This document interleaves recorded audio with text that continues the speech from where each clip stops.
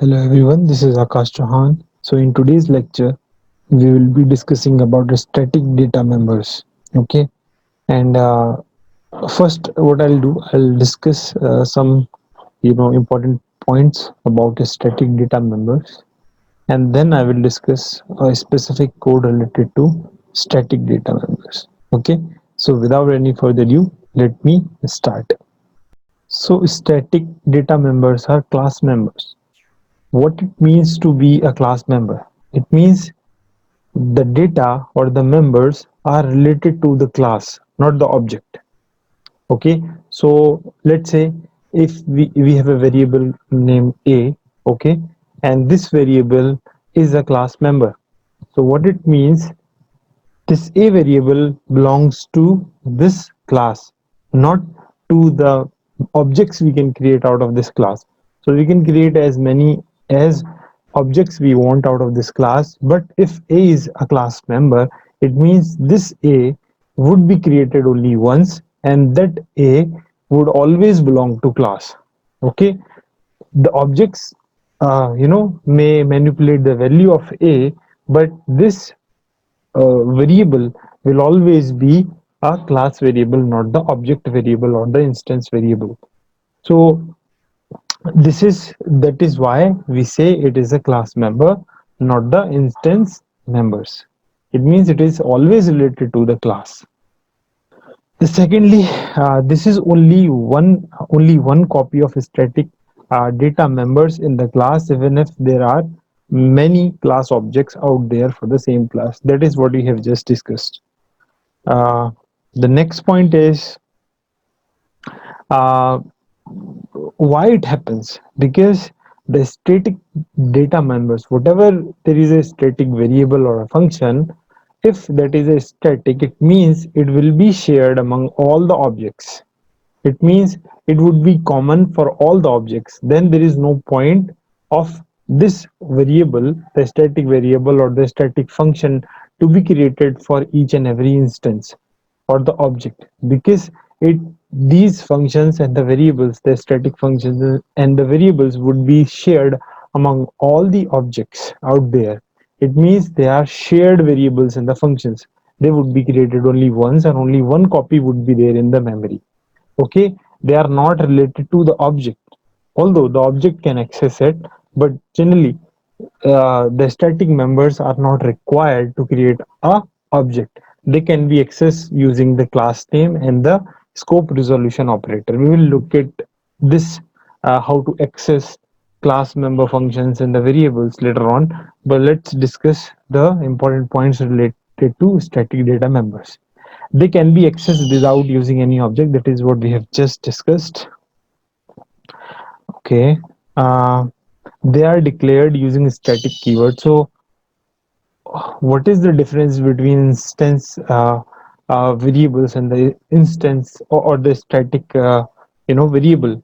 Wherever we are able to see static keyword before your any data variables or the member functions, it is a static, or I would say it is a class member or data, or it is a class member function. They are not related to the object. So wherever you find static keyword, you must understand these are static data members for the class, or they are class members, not the object members or the instance members. Okay, static member functions or the variables must be explicitly defined outside the class using scope resolution operator. So even if you are able to see, class A has static variable a, and we have just declared it here. Okay, I think you are able to see over here we are only declaring it. Okay, and where we are defining it outside the class using scope resolution operator, right? Using this scope resolution operator. Okay, so this is the way to define the variable outside the class. So we have to, if there is a static variable, we have to explicitly define the variable outside the class. If you pay little attention, we are using the class name over here. We are not creating any object. We are simply using the class name. Scope resolution means the member of this class A, we want to assign 1. Okay, that is what is the meaning of this particular line. Okay, I think there is another point.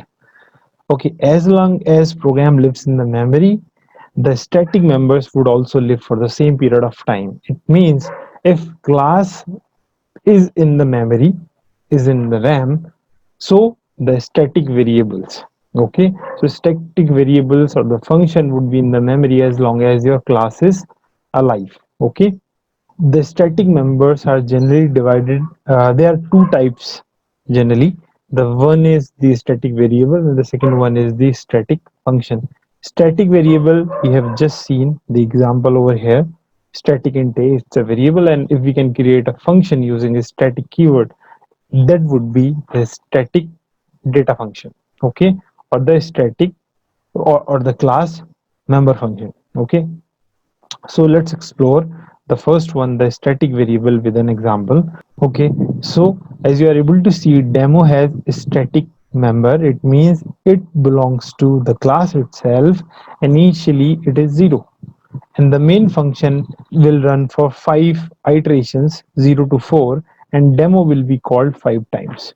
So each time the counter will be updated. But the question is, or the focus point is, when the value is 0, the memory, if we are calling the demo function again, this count variable will be updated by the latest value. Okay, if it is not a static, then it would be a local variable. After this execution of the this function, it will again become 0. It is static, that's why it is, we are able to update it. Okay, otherwise it will always be 0, start with the 0. Because of it is static, so it will get updated at the specific memory location, because it will be created only once. Okay, it is not dependent on the objects or the function calls. Okay, if it is simply the local variable, then it would be living at the stack, and at this point of time somewhere, when the compiler would be executing this, all the data would be gone. And again, if this function will be called, if it is not static, then it will start from 0. So it will print 0 5 times instead of increasing the value by 1. So this is about the static variable. Okay, let me write another example for, so that we can discuss the static function. So in that function, if you are able to see, we are using ABC class, and it is a public scope, but the function is static over here. So static void print message. Okay, this is the way. So to access or to call or to invoke this print function, okay, what we have done, we are using in the main, we are using ABC. So we have not created any object like ABCOBJ. Okay, we have not done it. We are using the class name directly. Okay, and we are using scope resolution operator directly to access this, to invoke this function. Why? Because this is related to the class. It would be in the memory. Okay, so it will be created only once, so we don't need to create object to call this. We can use the class name, because it would be the class member function and will be created only once, or one copy would be there in the memory. Okay, so this is the static function. Okay, let me write what we have just discussed one by one, or we can discuss those point one by one. Let me write them all together. So by using a scope resolution operator, the function is called. Okay, that is what we have done, right? By using the class name and scope resolution operator. Object creation is not required. We have not created any object.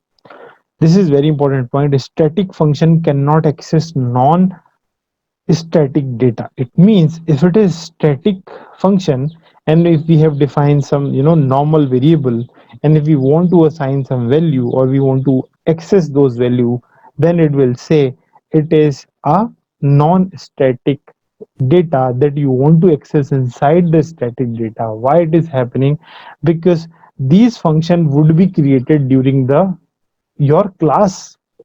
Whenever your class will be uploading into the RAM or the memory, these function would get the space.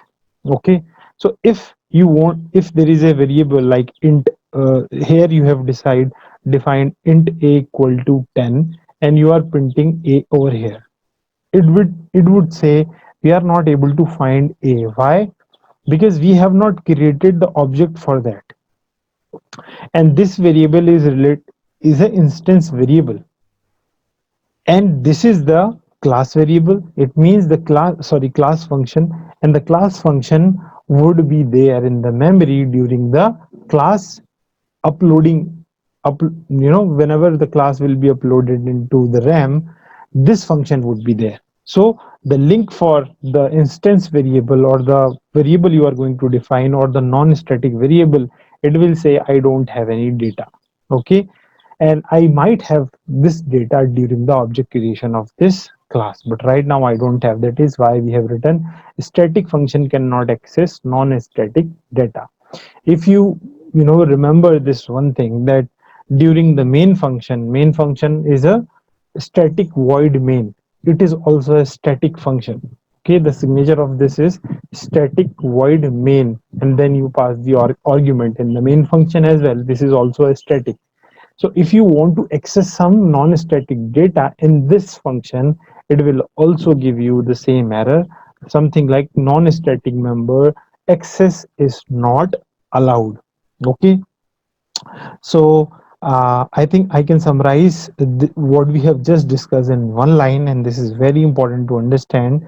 The static member function are allowed to access only, okay, are allowed to access only the static data member or static member functions. Okay, they can only access outside data if it is a static, or outside function if it is a static function.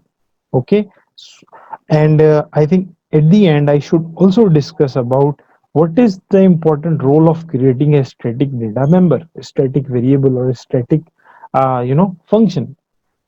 So I think let me take a real life example. Let's say we have a car service company. Okay, there are different processes of making a car or servicing a car, but there would be some common functions like checking your car at the end whenever the service is done. Okay, checking,